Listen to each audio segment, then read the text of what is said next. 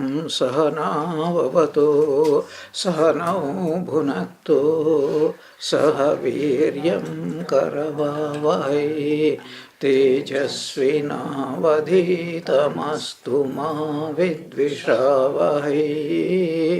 Om Shanti Shanti Shanti.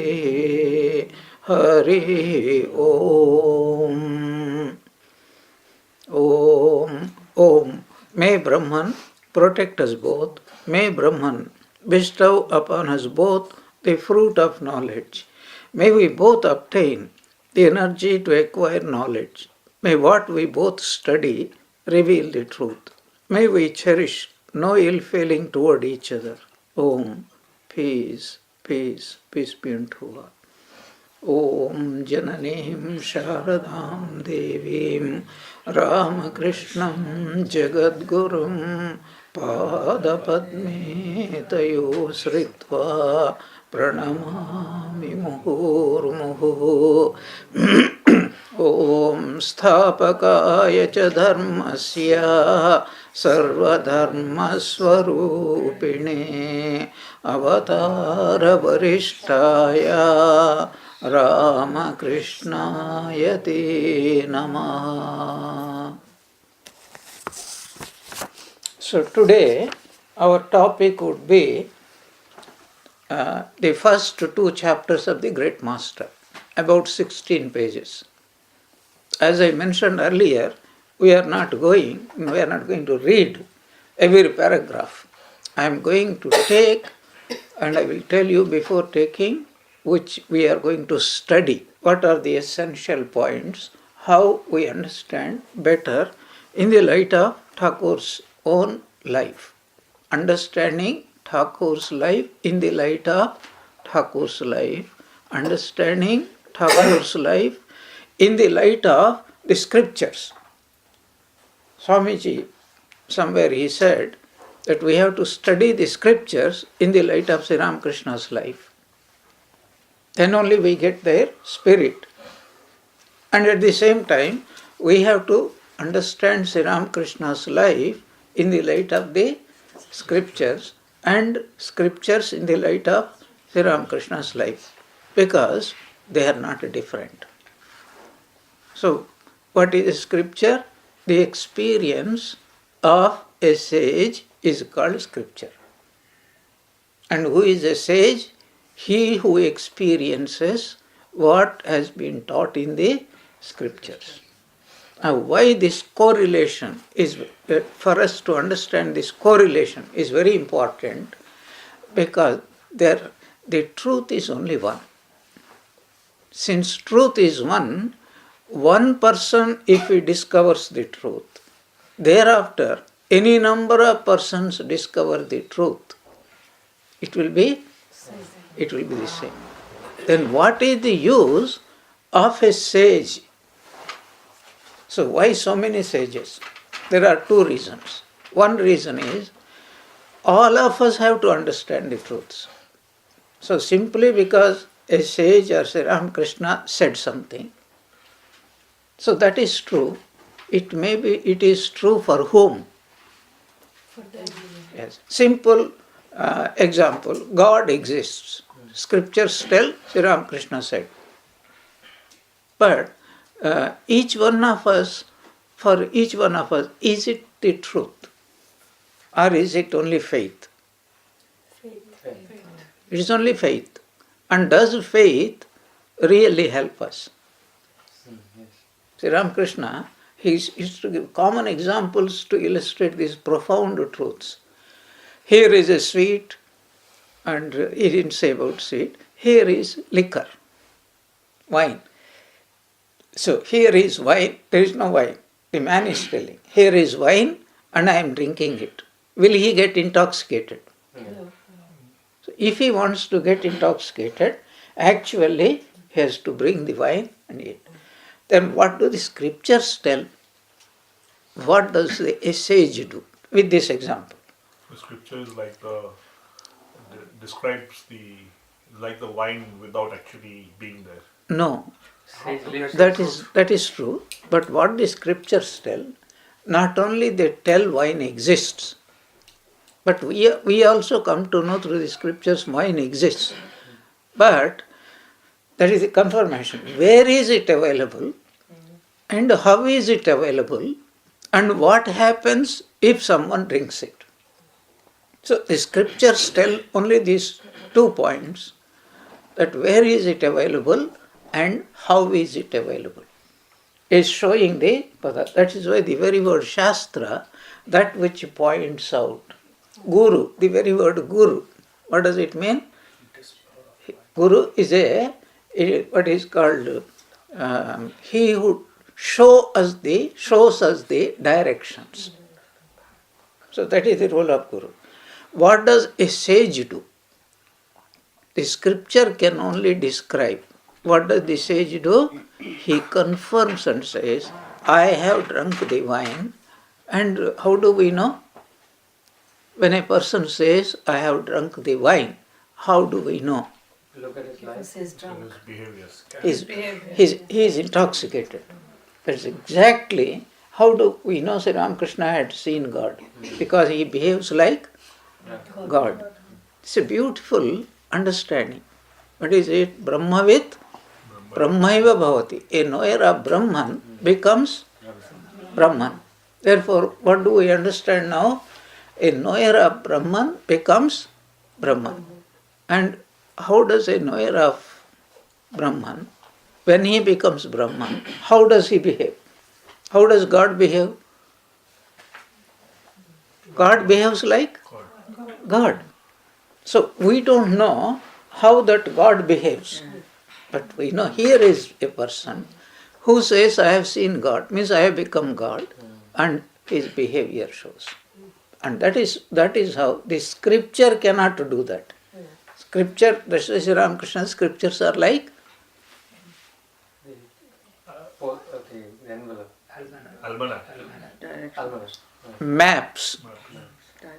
Just now I said, they show you the directions. Scriptures are like maps. But a sage is one who has taken that map and reached the place, and his life is transformed thereby. Even that, not only that, there is something wonderful here. So here is a point, and here is a destiny, God. So as the sage, he is not a sage yet, because he is still called sadhaka. So as he is moving, his behavior also slowly is becoming like what? God. Like God. Like God. That is how we also have to understand that as we progress in, how do we know that we are becoming God-like? We have to behave like God. That is what is called Sthita Prajna Lakshana, Samadhivan Purusha Lakshana, imitation of Christ, imitation of Buddha, imitation of Ramakrishna.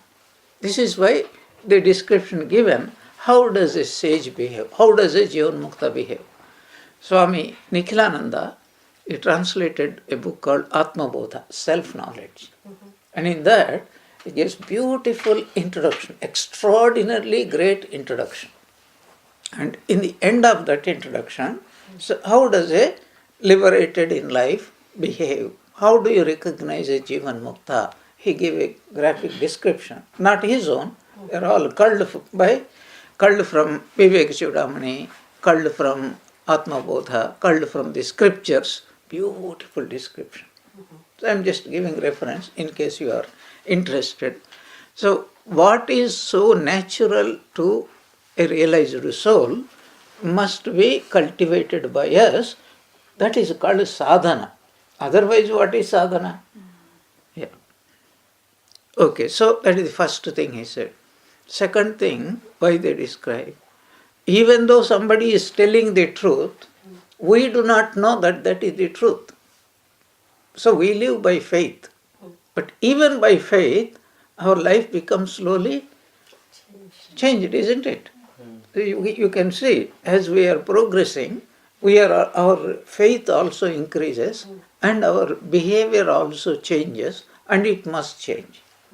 But if we know exactly what changes have to be brought, then it is easier for us. It is like knowing what to do, what not to do. So that is what the scriptures also function. So we said, even Sri Ramakrishna in that sense is a rishi. We will come to that point. So now, as I said, we will only study the first 16 pages, having Swami Sharadanji was an extraordinarily analytical type of person, but not like a ordinary analytic person. He experienced all these truths by himself. We discussed it. I quoted also. Once somebody asked him, that you have described about samadhi, have you experienced? First he gave a very funny reply. And he said that were we cutting grass when we were with Sri Ramakrishna? What do you think we were doing? And then later on, in order to write about tantric sadhana, he specifically have practiced tantric sadhana with initiation. He got initiation from a tantric guru. Yeah. And now we understand why Swamiji could not have written that book. Because if he had to write on tantric sadhana, then he also would have to get initiated and all that. Yeah. There are so many things are there. Sri Ramakrishna prevented him. As you know, when he went to, wanted to get initiated by Pavahari Baba, Sri Ramakrishna prevented him. Why did he prevent? Because his mission was totally different. Okay. Certain things we have to clear how this great master came to be written. There are two reasons. Because even Swamiji himself had said, Sharat will write. He could have told Swami Brahmananda will write, or Turiyananda will write, or Swami Avedananda. Now there is something very interesting. If you compare scholarship, Swami Avedananda's scholarship perhaps was much deeper than even Swamiji, academically. Of course, some people may controvert, but he really studied all those things. Swamiji studied in a different sense, but he studied like a scholar. So he could have written, but he could not have written because Sri Ramakrishna's will was not there. Because to understand these things, one has to have that mental makeup, God's grace, and of course every disciple has his own mission to fulfill. Okay. So Swami Sharadananda, Swamiji himself said Sharat will write. And the curious way in which it came to be written, that Swami Sharadanji wanted to build a house for Holy Mother. So he took some loan. Now that loan had to be repaid. And to repay that loan, he started writing the biography so that in course of time it becomes a book. That book will be sold and the proceedings out of that book will go towards removing the debt. Do you think that is the real reason? No. It cannot be the real reason. It is divine will. Like Swami Vivekananda's mission in the West. Now we know what was his mission. But originally what was his purpose? Why did he go to America? Collect some money for India. Apparently. And he didn't get much money.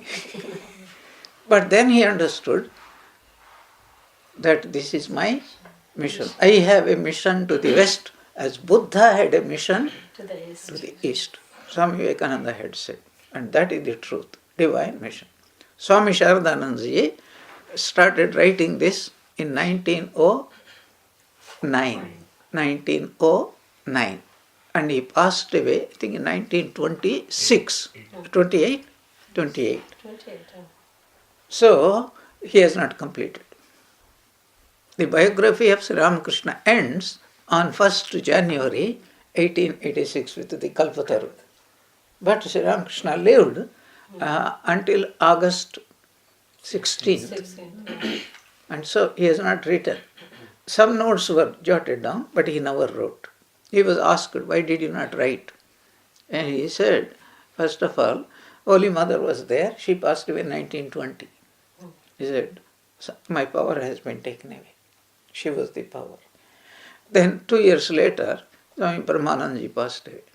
Swami Sharadananda completely lost all interest. He said, I was not writing. It was through Mother's grace, Sri Ramakrishna's grace, I was writing. Now that inspiration is not there. Even though there are some collection of facts, now I can't bring myself to write about it. So that's what had happened. How did he write? Did he start from page 1? You know what he did? He started with the 3rd volume, 4th volume. Then he came to, I think, 1st and 2nd, 2nd and 1st, and 5th, last one. So 3, 4, I think 2, 1, 5. Are you talking about volume or chapter? Volumes. You know, in Bengali, like M's Kathamrita, first it was written in 5 parts. Now what we get is, in 1953 or so, Swami Jagadananda brought out the first English translation. Long before that, it was being translated in, I think, in our Prabuddha Bharata, or Prabuddha Bharata magazine it was coming, for many years. So that is how the book was written. So what was the apparent reason? To get rid of the debt. What was the real reason? Sri Ramakrishna's divine will. And lot of more facts are coming, and Swami Prabhupada had done a great lot in researching and doing all those things. Okay, now we are entering into the proper book. You know, there is a beautiful index. That index itself runs into several pages.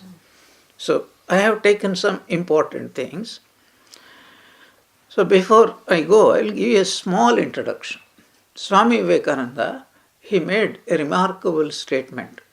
The statement was, God has divided his whole universe into 2 parts, the East and the West, the Orient and the Occident. What he said, all the spiritual truths will be discovered, classified, analyzed, and recorded and kept available for the whole world. That is the mission of the Orient or East. And what is the mission of the West? Material and scientific truths. Any other type of knowledge, secular knowledge, including all the sciences, etc., that will be the greatness of the West. So he said, this is the God's economy working, division of labor. And so he said, neither the East is complete without the West, nor the West is complete without the East. The East is compared to a blind, the man who is a lame man who could see. The West is compared to a blind man who could walk. Beautiful analysis. What is this analysis about? That the East has the wisdom and the West has the energy. So the East is like the engine and the West is like the body. And body without engine is useless. Engine also without the body is useless. So division of labor. And so that's why there was a lot of misunderstanding later on. Do Indians, do they become very arrogant that all the spirituality is in the East only? You know, China, East means, Orient means China, Japan and India predominantly. Not one incarnation came from the West. Christ was not born in the West. Only in the East. They belong to the Orient. All major religions are born only in the East. But the West has the capacity. It has taken and it has packaged it. It has missionarized, spread, and it did so many things. That's why the East has never become missionary except in Buddhism to a limited extent. About the Middle East, Swamiji, Middle East Empire. It is all considered Orient, not West. You don't call Middle East. And now they are calling. In those days, it's anything that is not Europe or Australia or the Western civilization has come, it is all called East Orient. Yeah. Okay. So why incarnations are born in India? This is how Sri Ramakrishna starts with the introduction. Why is this introduction? Because Sri Ramakrishna is one of the incarnations. So why are incarnations born in India and not elsewhere? So one of the reasons I just now gave, what is it? Division of labor. So it is one point Swami Vivekananda says, this is not to demean anybody. It is to say both are necessary, both are valuable. Secular knowledge, without secular knowledge, our Eastern countries or the Orient suffered a lot because they were arrogant. And without spiritual knowledge, the West also has suffered. Somehow, historically, this is the setting from the very beginning.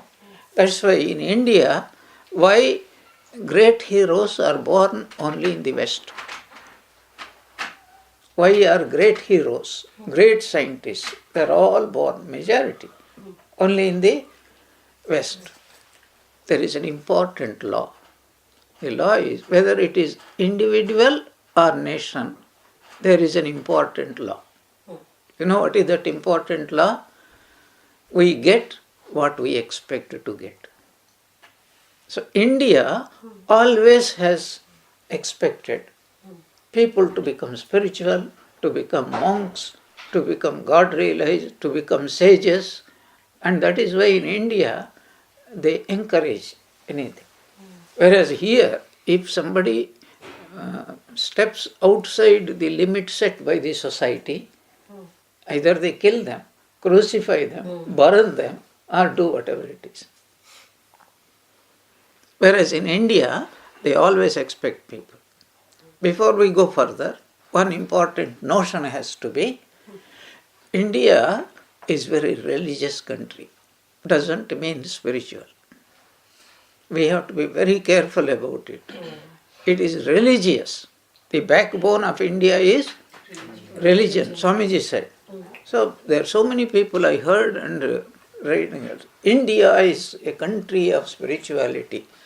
It is true. But what do they mean by that? That means most Indians are spiritual.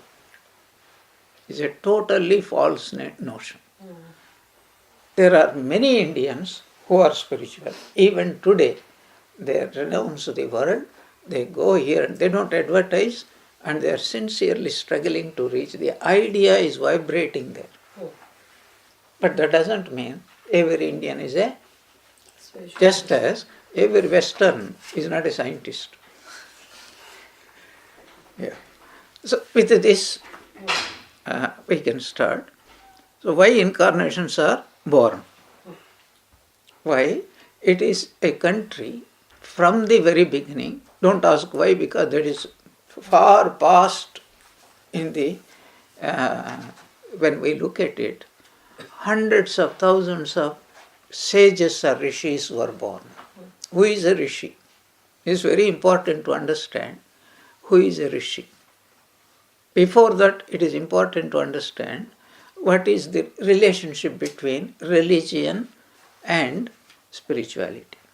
What is religion? Religion, spirituality in external formalities, including pilgrimages, temple worships, and rituals. India was a ritual-ridden country, so also China, so also Japan to some extent, but nothing like India. Now what happens? This religion is a platform out of which it is like a ripe field, cultivated field, out of which spirituality can grow. Without religion, spirituality cannot grow. Like without a platform, you can't stand. Without foundations, you cannot have a building. But if there is no building, foundations are absolutely Useless. meaningless. Is a wastage. So predominantly even today, India is very, very religious. So many people are turning, especially now, after some craze is gone through, many people are turning. The curious thing is, daytime they go and visit the temples, nighttime they might visit nightclubs. This peculiar thing is going on in India. But daytime they will go and make 100 prostration, especially Navagraha, 9 planets. People believe more in the planets than in God Himself. Very superstitious and all those things are there. Of well-educated people. That's what is happening. Okay. So, who is a rishi? You know, what is the foundation of our Hinduism? What are the foundational scriptures? Vedas. So, Veda means true meaning of Veda. We already had discussed, if you remember, what is it? The knowledge which cannot be obtained through our ordinary 5 sense organs is called Veda. And that is true in Bible, that is true in Quran, that is true in Avesta, that is true in Tripitaka, that is true in any religion. The rest is what is called human made. Human made. That is called Smriti. Another word for it is Smriti. Now, what in Vedas, vast literature is there, that is the discoverer of all these Vedic truths, extra-sensory truths. Who discovered? Rishis. It is the Rishi. So what is the definition? Definition of a Rishi is mantra drashta, a seer or a discoverer of truth, spiritual truth, not any truth, spiritual truth, mantra drashta. So we will discuss a little. There were thousands of rishis were there at that time. Now there is something very curious because this is intimately connected with our study. There are thousands of rishis. Of these thousands of rishis, for some reason, we don't know why and how, 7 rishis came to be greatly venerated. These are called Saptarshis. Before proceeding further, we have to remember a fact. We all believe that Swami Vivekananda was one of the rishis, not even one of the rishis, a small part of one of the rishis. And where were these rishis residing according to Sri Ramakrishna? Indivisible. Akhanda. Akhanda Rajya, indivisible realm. Now where from Sri Ramakrishna came? Same place. Akhanda Rajya. What is this Akhanda Rajya? If you translate it English language, indivisible realm. But that doesn't make sense because in indivisible realm you cannot distinguish. That is the meaning of indivisibility. But here, what I understand, I may be wrong, but this is my understanding, what Sri Ramakrishna called Bhava Mukha, the realm between the absolute and the relative. There is a realm, the threshold of the absolute and the relative. And that is what Sri Ramakrishna said, all the incarnations come from there. And that idea is connected by Swami Sharadananda here very well. Sri Ramakrishna's vision, you remember? He said, one day my mind had gone to the realm of the indivisibility through the path of Samadhi. And he also confirmed that there are lots of worlds he was crossing.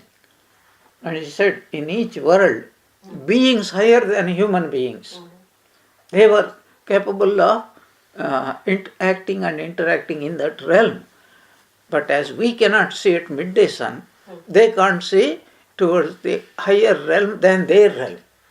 They can't see beyond that. So one after the other, these realms have been transcended and ultimately landed in Akhanda Rajya. Now, rational explanation. Why do I call it Bhavamukha? Why do I call it Bhavamukha? Because if he has gone into the absolute, you can't say there are rishis, there are incarnations or anything, absolutely. But if you say it is relative, then also we are all in the relative world only. It makes no sense. So there is a realm in between where these great souls reside, and at any given time, for a curious reason which I don't know, 7 rishis at any given time, they are the rulers of this entire universe, one after the other. So that idea Swami Vivekananda expresses, Jrumbhita Yuga Ishvara Jagadishvara. But what we get in the Sri Ramakrishna, the great master, somehow our rishis themselves have recognized a difference within themselves. And they divided that there are 2 people who are of the highest among the rishis. This is called, one he calls, what is that? Kalpa Niyamika. That means one who rules the entire universe. And the next down in the hierarchy is a manifestation of that Kalpa Niyamika, Ishvara, whom we now call Avatara. Incarnation of God. It is an idea you can't understand with ordinary these things. They have extraordinary powers, realized souls. They keep themselves for some time, but somehow they come down now and then. So 2 points to be noted down here. 1 point, for a particular time, like our David Cameron is the Prime Minister, for how long? Until someone elects somebody else, until we elect somebody else. So there is one of the rishis in the form of Ishvara, he will be Yuga Ishvara. For this Yuga, he will be in charge. And from that Yuga Ishvara, a small part comes down every now and then as an incarnation of God. Jrumbhita Yuga Ishvara, Jagadishvara. 2 important words. Jagadishvara means ruler of the world, but for a time being. And out of him comes Yuga Ishvara. Yuga Ishvara means for a short time. What is the difference between these 2? Between these 2 is, this Jagadishvara is only one kalpa until one kalpa lasts. Satya Yuga, Treta Yuga, Dwapara Yuga and Kali Yuga. Whereas in this Kali Yuga itself, how many times these Avatar Purushas have come? We ourselves know. Rama had come, Krishna, Rama of course in which Yuga? Treta Yuga, and Krishna came. But here Buddha came. In which Yuga Buddha came? Kali Yuga only. Then Chaitanya Mahaprabhu came in which Yuga? And Ramakrishna came in Kali Yuga. Kalki is coming in which Yuga? So a part of that Jagadishvara becomes Yuga Ishvara. This is an idea. Now if you ask me how is it justified, no, I don't know. Because these are things, 2 fellows were quarreling about a ghost. One said it is white. The other said no, it is black. Now both of them were asked by somebody, have you seen? Both of them said no, we have not seen. And they are quarreling.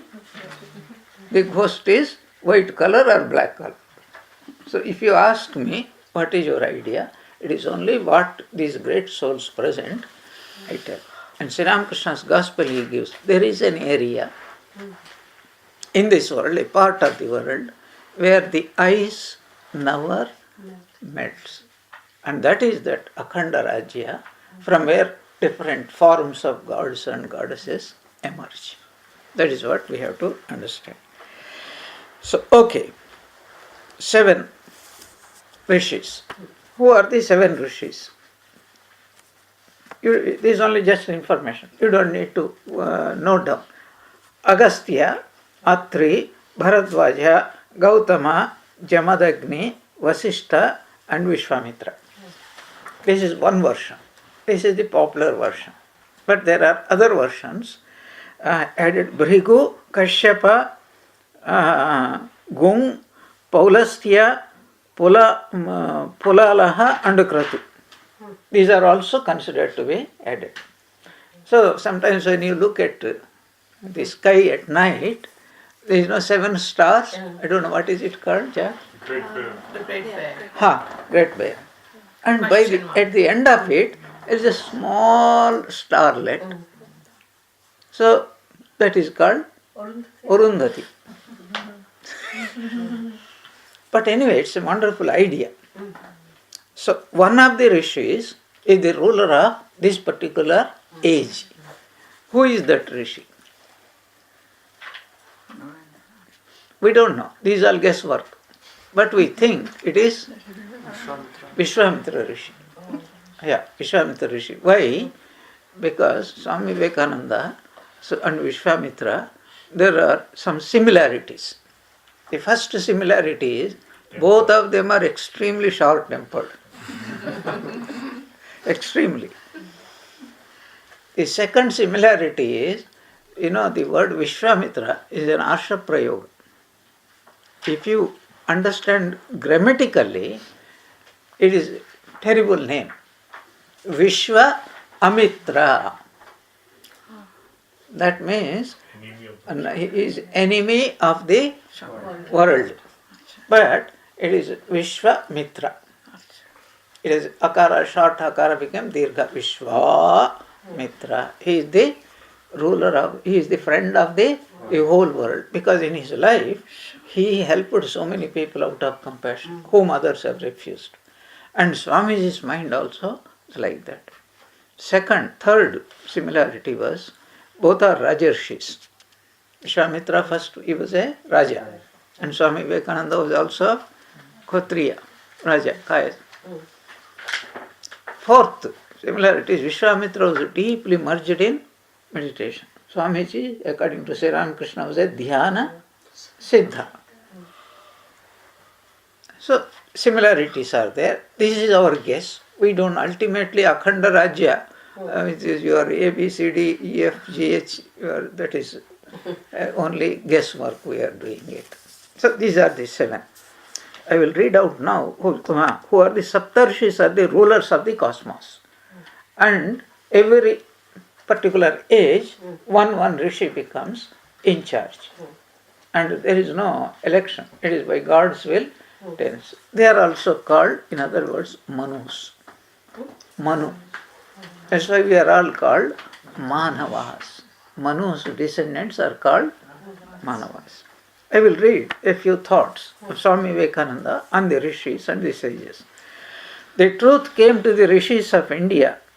They are mantra drashtas. Now what is mantra? Drashta means a seer. What is a mantra? Truth. Mantra means truth. A truth which saves, that is the meaning of mantra. Mananat trayate iti mantraha. The truth which, if we accept it, saves us from every calamity, gives us freedom. That is called mantra. Yeah. The truth came to the rishis of India, the mantra drashtas, the seers of thought, and will come to all rishis in the future. What is he saying? Not only there were rishis, but there will be also rishis in the future. Hey, my friends, until each one of you has become a rishi and come face to face with spiritual facts, religious life has not begun for you. Very parallel. There is a parallel thought.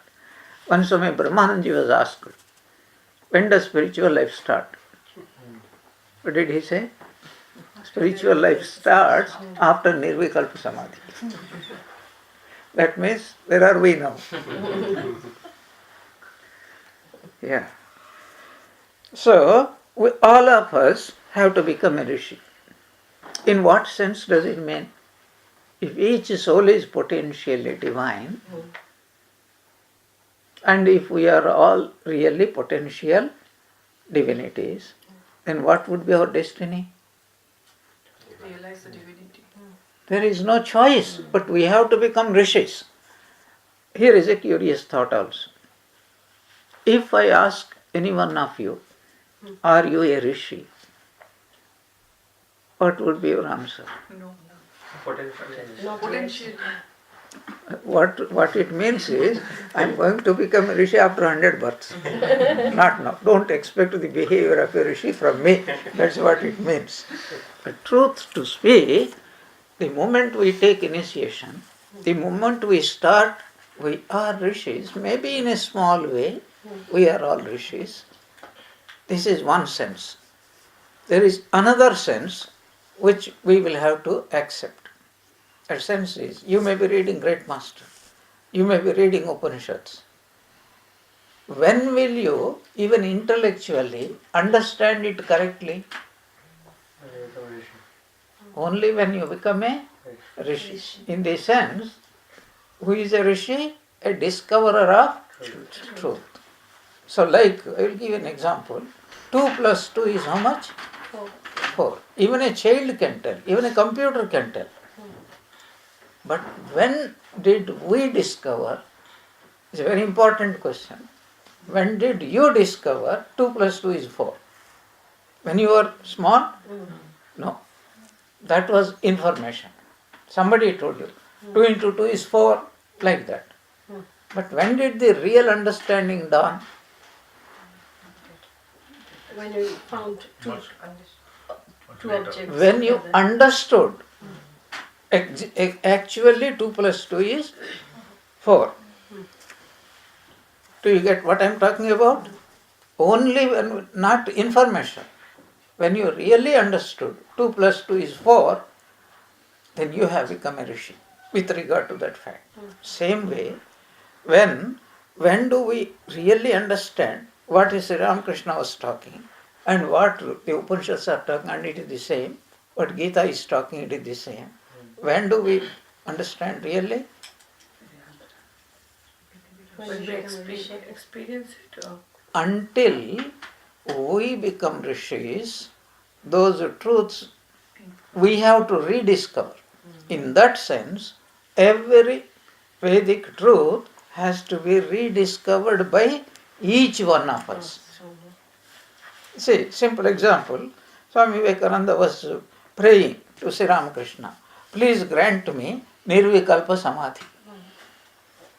Until he really experienced Nirvikalpa Samadhi, which first time happened in Kasipur, I think on a Shivaratri night or so.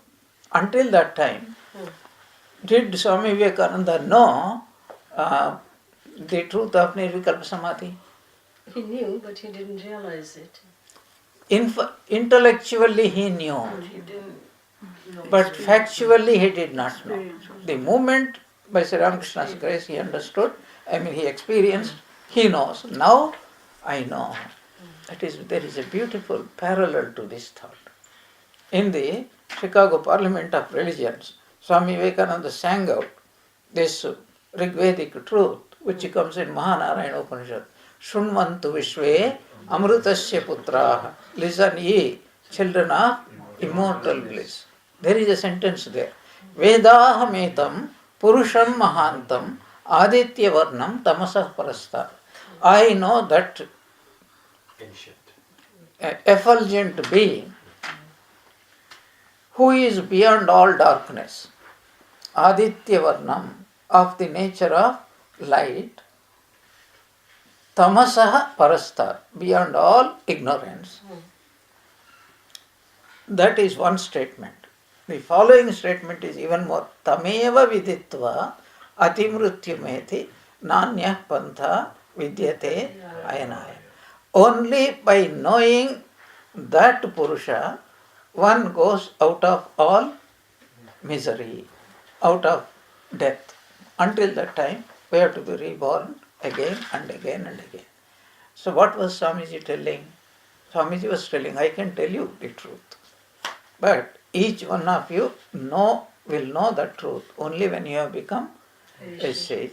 When you know, you have become a sage. When you have become a sage, you know what it is. So in that sense, all of us, we will never know a single sentence of what we are reading here, a single word of what we are reading here, until we also know it through experience. Yeah. This is with regard even to secular knowledge. H2O. How do you know, when do you understand H2O? It is an obvious truth to any scientist. H2O, water. We have information. We know water, but we don't know it is H2O. What is the difference between these two? A person who experienced water, he can drink water, but he can't produce water. But a scientist who knows H2O, he can produce because he has become master. Knowledge is power. He can do that. So, this is what he says. Until each one of you has become a rishi and came face to face with spiritual facts, religious life has not begun for you. Rishis are those who come face to face with spiritual truths. If there have been sages and rishis in the past, be sure that there will be many now. It is my firm conviction that we shall be even greater rishis than any that our history presents to us. Rishi's state is not limited by time or place, by sex or race. Vatsyayana boldly declares that this rishihood is the common property of the descendants of the sage, of the Aryan, of the non-Aryan, of even the Mleccha. That means everybody. The ant has only to evolve and get the body of a sage or a rishi, and the Vedas will come out, eternal laws expressing themselves. I will deviate just a second in this. The ant has only to evolve and get the body of a sage or rishi. So the ant has the potentiality. It is also potentially divine. But to when does it become a rishi? When does it become a rishi? It must get. Human birth.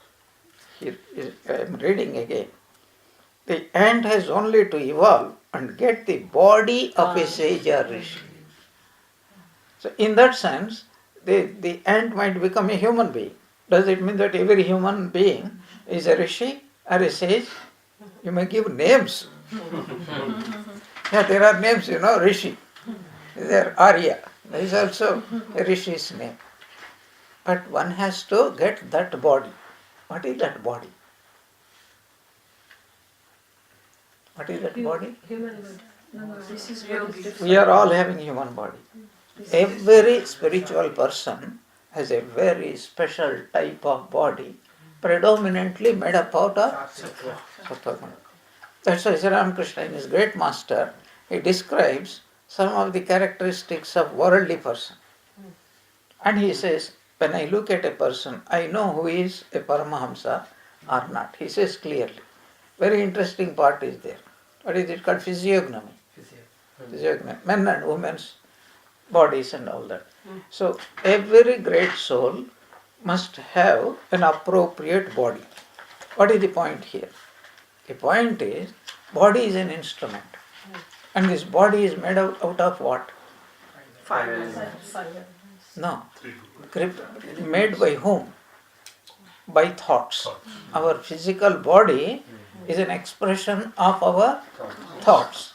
So, if the thoughts of the sage, then the body also will be of the sage. And if the mind is of a rogue, what do you think the body will be? Of a rogue only. That is why Sri Ramakrishna says, I can recognize just by seeing the body who is spiritual or who is going to be spiritual or not going to be spiritual. There are so many wonderful things we might discuss during our course. The mass of knowledge called the Vedanta was discovered by personages called rishis, and the rishi is defined as a mantra drashta, a seer of thought. Not that The thought was his own. That was not his, the thought was not his own.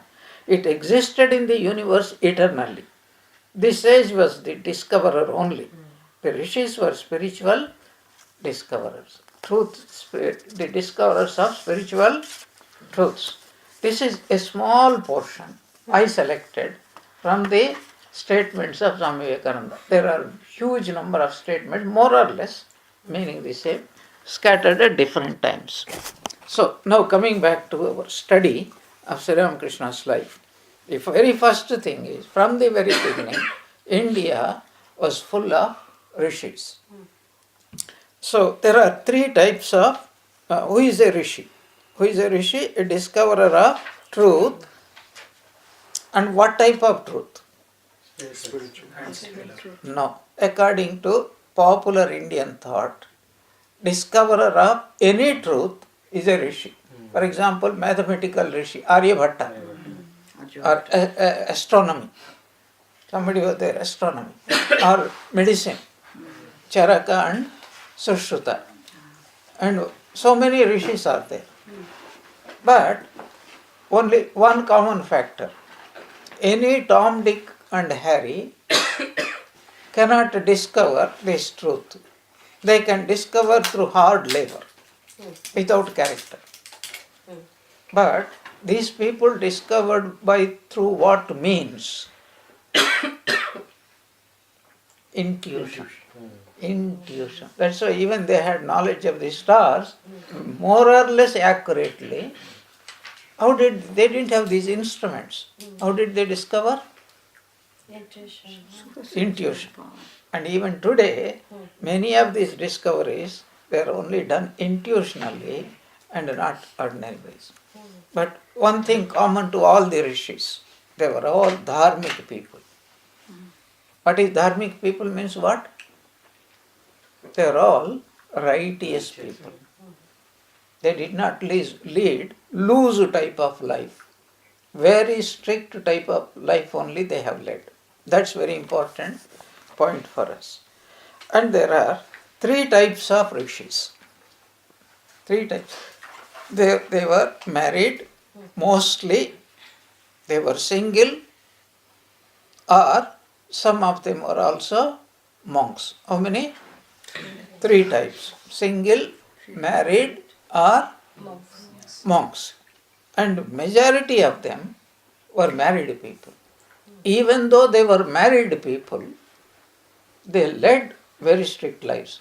Sri Ramakrishna gives a glimpse of that rishi's life. In the gospel, early morning, 3 o'clock, they will get up and go away far from their cottages. Whole day they will sit and deeply absorbed in meditation, and in the evening they will come and then they will eat some fruits and roots, other things. Some points to be noted here. The point is, in those days, ancient times, thousands of years back, maybe about more than 11,000 years back, that is as far as history goes, Indian history goes, not that everyone was a rishi. Most of the people were like us, very ordinary people, quarreling and selfish and then acrimonious and doing what we are doing. Quite a good number of people, even though they were householders or single or monks, they led extraordinarily austere lives and developed the power of intuition. I will give you one or two illustrations. You get it in Mahabharata, in Bhagavatam. There was a great sage, and he was married, and he was absorbed in meditation.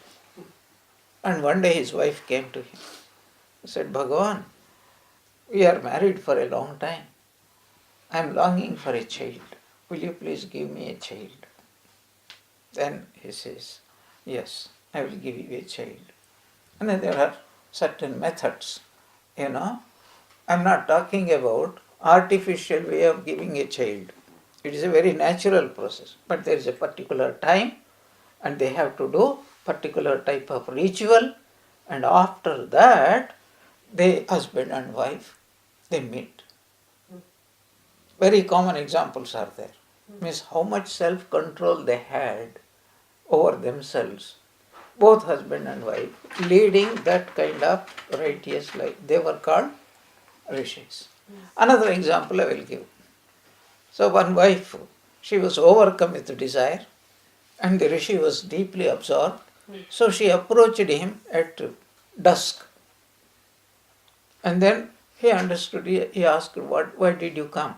So, I want children. Come and let us have union. He said, no, this is not the right time. This is the time for demons. She said, no, I am overcome with this. I can't wait. He was forced. And so they had union. And then he said very sadly, you asked for children, but you didn't listen to my advice. You could have got good children because you forced me to have union. You will have demons, asuras will be born because of the inappropriate time, inauspicious time. See, that's why they are called rishis, so many. Then, very famous example, Agnivalkya had two wives, Maitreyi and Katyayani. And after some time, and he was very intelligent, most foremost among the scholars, he was richest, and he had the most popular ashrama. And then one day he said, I would like to become a monk. So most of the time that was the way. After leading, brahmacharya, garhastya, vanaprastha and sannyasa.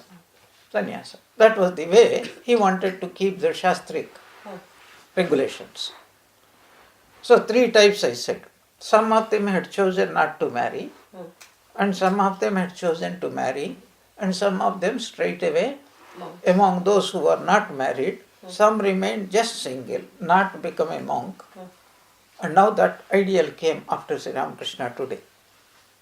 Before that, society looked down upon people who were not married. Either you become a monk or you get married. But now a third type came. Both men and women, they are at home, they do office work, but they come to the ashramas or they render some social service. Excellent life they are leading. Very happy. Okay, these are the 3 types.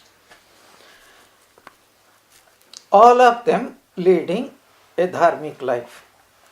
Okay, with this background, the first, Swami Sharadanand in this, he puts each chapter, para 1, point 1, topic 1, topic 2, topic 3, like that so many. I have chosen some. First, spirituality is the pivot of life in India. Even today, religion mixed with spirituality is the pivot of life in India, even today. And why? Second, the frequent birth of great souls in India is its cause. So many great souls were born in India. Don't ask why. Somehow it has happened. Even today it is happening. Every century in India, you will show me one century where no saints have been born in India. Show me one century. You will not get it. So, frequent birth of great souls in India why is it so? We get what we expect. What does India and what does the West expect? What does India expect? Have you ever seen India expects great political leaders, great statesmen, great heroes like Alexander, Caesar, Napoleon, or even Genghis Khan. Does India ever expect? They admire, but they never expect. What do they expect? We want great spiritual people, great devotees. Somehow that idea is there. That is why we get what we expect.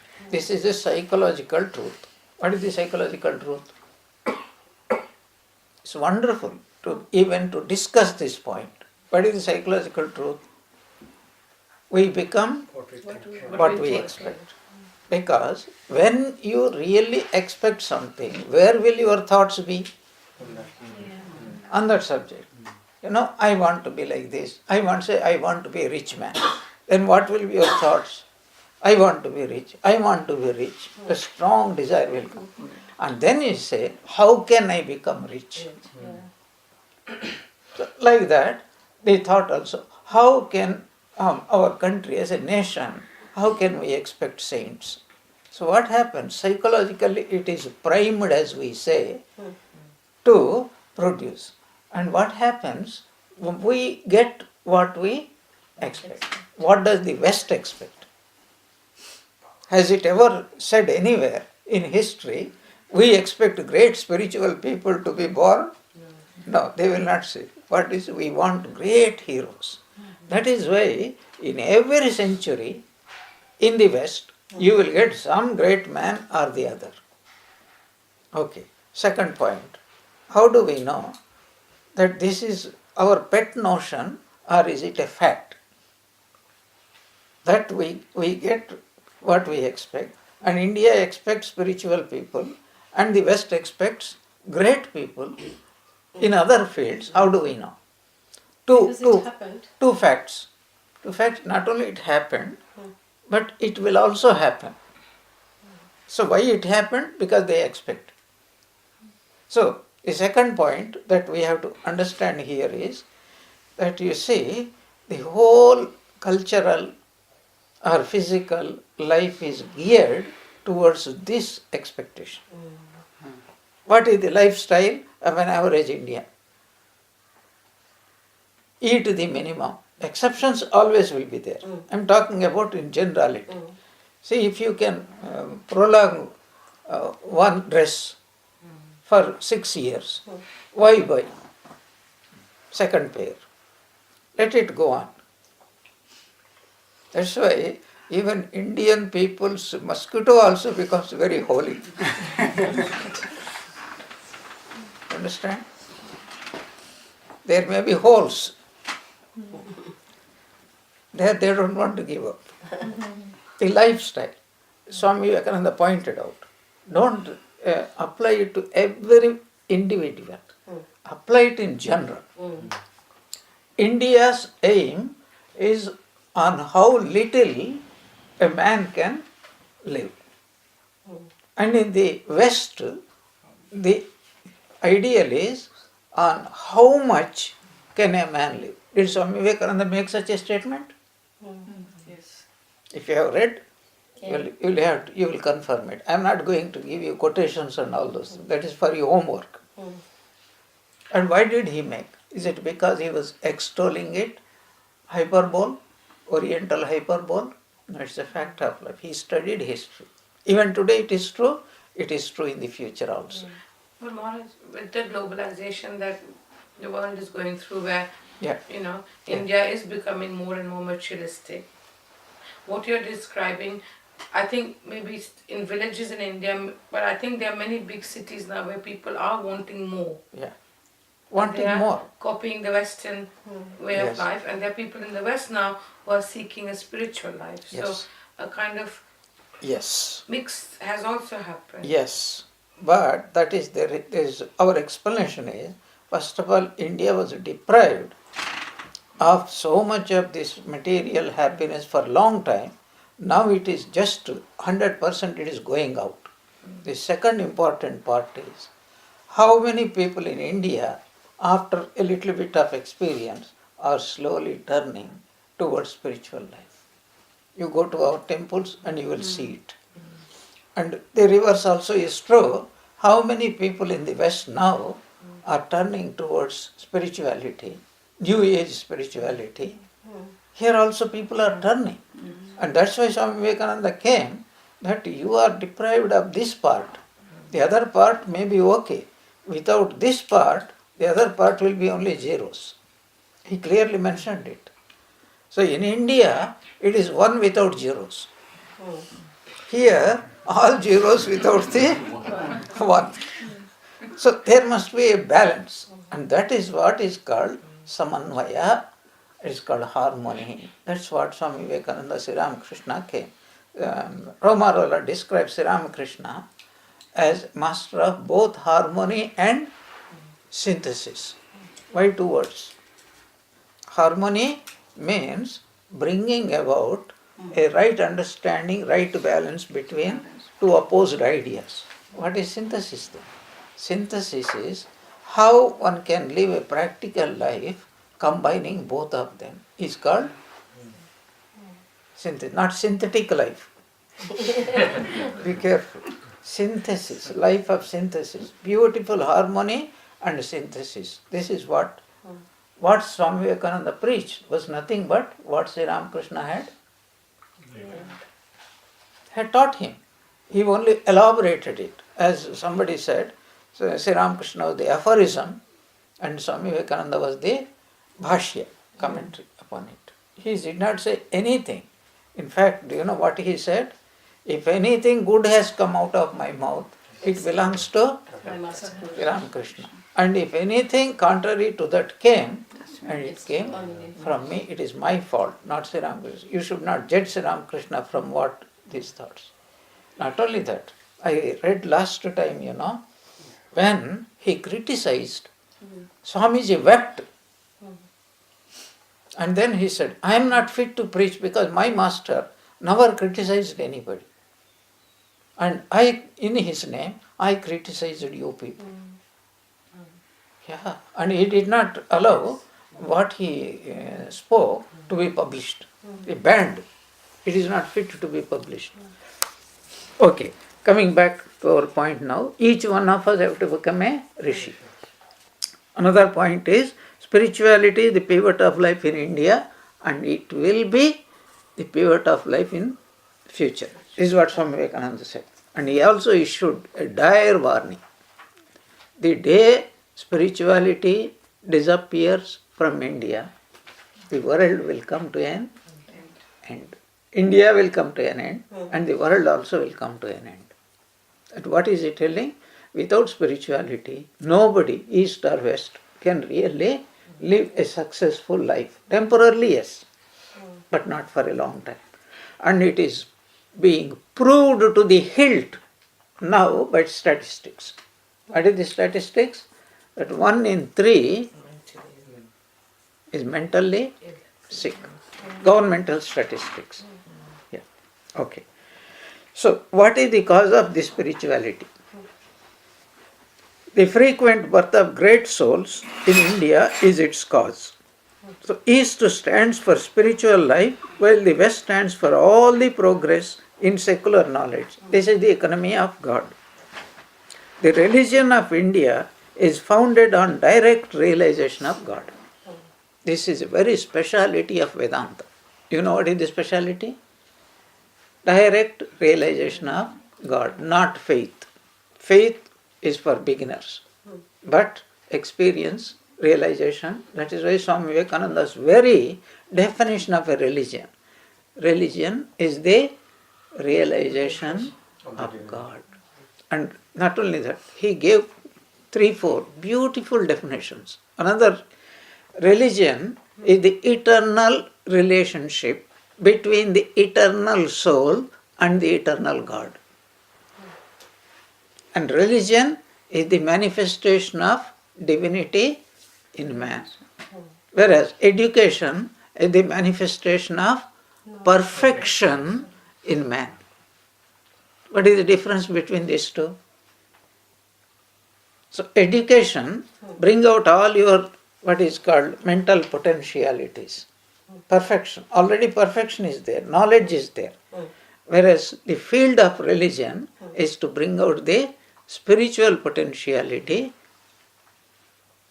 That is what beautiful definitions. That is why, suppose somebody says, I don't want to become spiritual. Fine.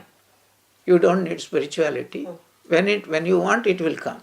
Until that time, why don't you bring your perfections which are already within yourself? Maybe great scientist, maybe great writer, great poet, great musician, great cook, great anything. You have got that capacity.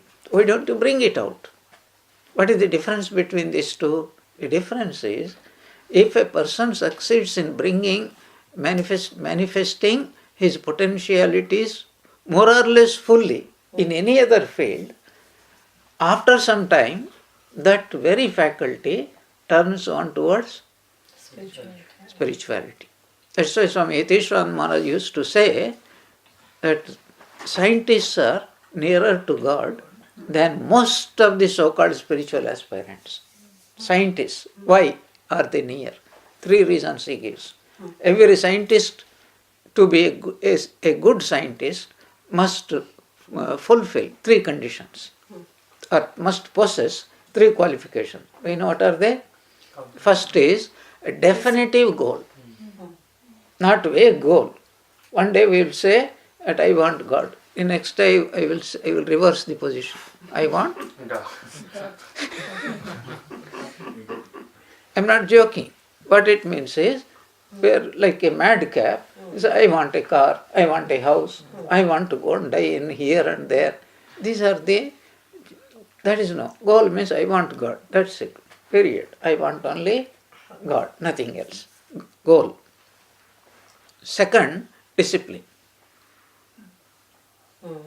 Every scientist, nobody had become a great scientist with indiscipline. No man has become great with indiscipline. Everybody has become great only through discipline. What is the third?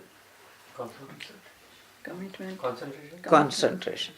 So, goal, discipline and concentration.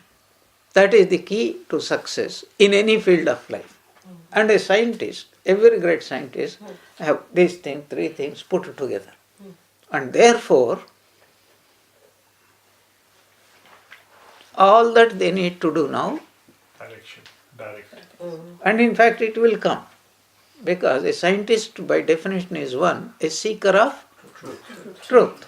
So once you get to some point, then you will automatically, it will take you to God. Not only that, Swami Vivekananda made stupendous statements. One of such statements is, you pursue chemistry to its ultimate goal. And what do you find at the end? God. You pursue physics. At the end, what do you find? God. Behind every chemistry means, how many elements are there? Then you go behind. Or I can give you the other analogy. You go on finding what is the basic material of this world? Atom. People thought it was atom. Then they succeeded in atom is not the ultimate. It could be split. And what did you get? Neutrons, protons and electrons. And they thought that was the end. Then they split those things also.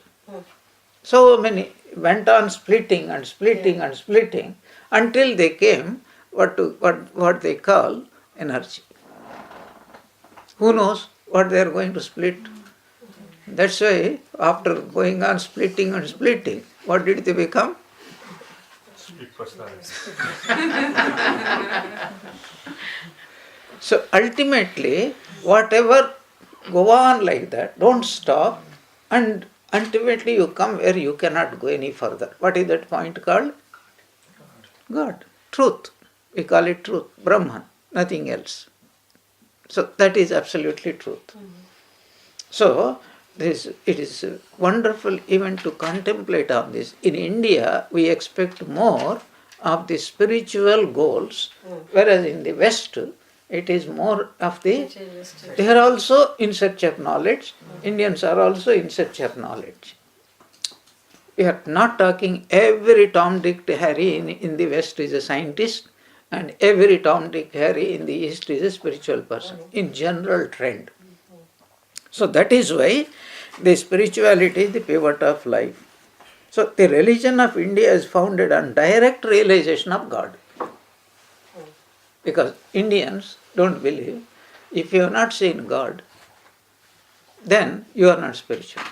How do you know? You may believe, that's good. To begin with, faith is good. But you don't, that is why Swami used to say, it is good to be born in a church, but not to die in it. What does he mean by that?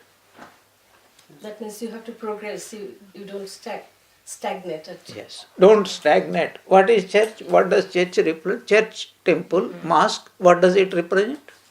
certain dogmas, certain doctrines, you are expected to mug up and then not progress. If you deviate from there, then you will straight go to the other place. Yeah, this is what every priest, every Indian Purohit and every mullah is teaching. So we will stop here, and there are wonderful things we will discuss in our next class, 2 weeks hence. Om Jananim Sharadam Devim Ramakrishnam Jagadgurum Padapadme Tayo Sritva Pranamami Muhur Muhu.